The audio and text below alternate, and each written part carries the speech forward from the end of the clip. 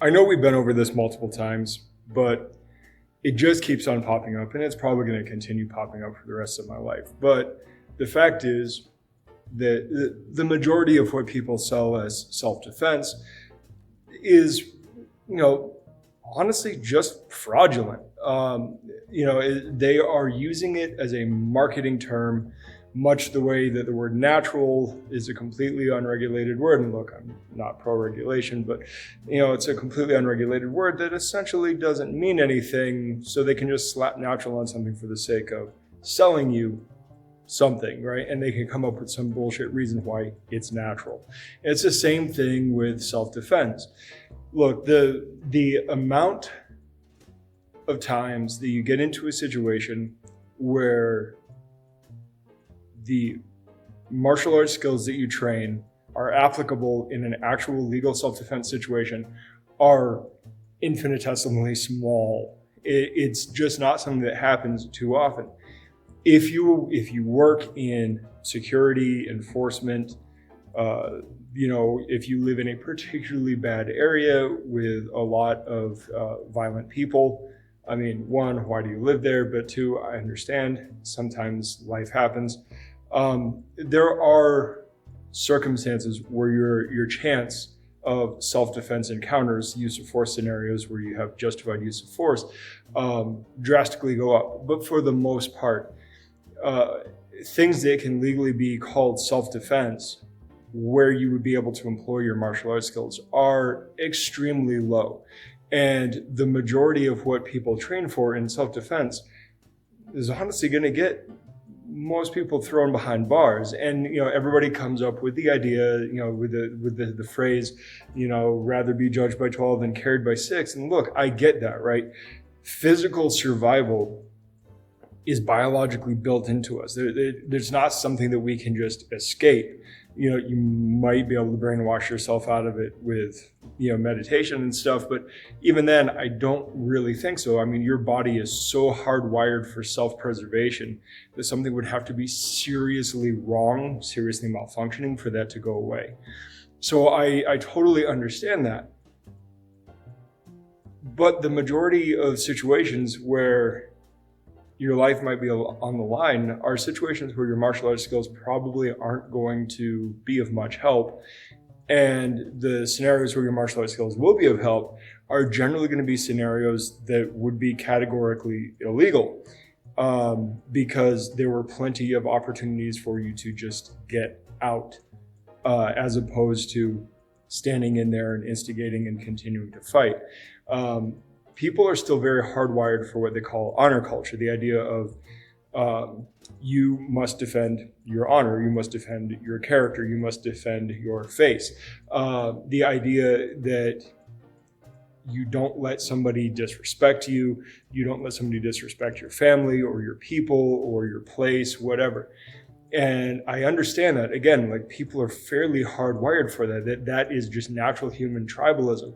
However, the reality is that, at least in the majority of the first world, as we call it, we don't live in cultures that support that.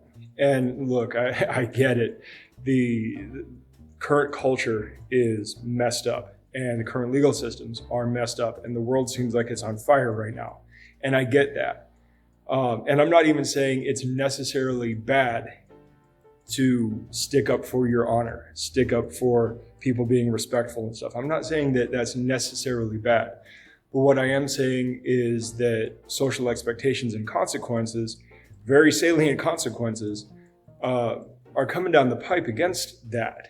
And you really have to be careful with all of that stuff. So not only, is punching and kicking and throwing and locking and all of that not self-defense, but there's just not really scenarios that are popping up that often. Again, I've brought this up many, many times, but violence is very low. And even though in the last handful of years, violence has been creeping up, it's still only creeping up to the point that it was in the mid 90s. And overall, late 20th century, early 2000s, violence was an all-time historical low.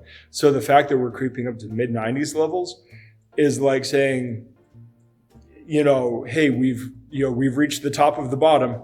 That doesn't, it's really not a big point. And the fact is that there are so many better ways to spend your life than being angry and defensive about everything that everybody says, about things, ways that people might bump into you or occupy space. It's a very, very stressful way to live. And I don't think that that's going to be something that is going to be useful to you over the duration of your life. If you find ways to use philosophy and diplomacy so that you can reserve physical conflict for when it's necessary, like truly, truly necessary in critical moments, then I think you're better off. So again, we just have to come back to this idea, right? Is like self-defense at this point is two different things. There is the actual defensible legal precedent, and that's what we have to go off of because that's how the legal system is going to look at it, because those consequences, whether you agree with them or not, are very real. And the other side is marketing. And marketing is just marketing. But the fact is that what people are selling on the marketing side doesn't frequently line up with what's on the legal side. And if what's being sold doesn't match up with the consequences of the end use, then you've got a problem. And that's ultimately the point of this. And look, I'm probably going to revisit this every 6 months because it's just something that sticks in my craw a lot. It bugs me a lot. And look, I'm not saying that combat sports are the be all end all. They're not at all. But the thing about combat sports, as limited as they are, is they offer a reasonably effective way to pressure test the things that we're training, at least the majority, the big gross movement, things that we're training in legal and reproducible and somewhat sustainable circumstances, i.e. you can have a lot of fights because you're not really worried about somebody pulling a knife on you or killing you or whatever. I mean, it's always a possibility. Life is always on the line in combat sports. However, it's not supposed to be, and we go out of our way to make rules and have officials there that can step in to make sure that it doesn't get that far. So, I'm not saying at all to get rid of the more, what do you want to even call it? The combatives side of things. I'm not telling you to get rid of that by any stretch of the imagination. You absolutely should know how to attack vital points, eyes, throat, groin, spine, things that are generally speaking illegal in combat sports. You need to know how to do that. You need to be able to create action outside of the get in and dance for 10 to 30 seconds to figure out your opponent, because in a critical scenario, you don't have that amount of time. So look, I'm not telling you to get rid of the training. What I'm telling you is that your application of what you would call self-defense is not just, no holds barred fighting. Application of self-defense requires very clear, specific, parameters to be considered self-defense. Otherwise, you're just fighting, and chances are just fighting is not going to be legal and is going to carry some legal consequences and possibly consequences of escalation. So be careful out there, right? This video is really more for people that don't know things, but on the other side of it, there's a lot of people of us who are in this and have been in this for decades and still use these terms because, well, the fact is that a lot of us are running a business and you got to sell it somehow, but there's ethical selling and there's not so ethical selling. And I feel like this one crosses that line. So I'm going to stop ranting here, but I'll talk to you guys later. Good journey.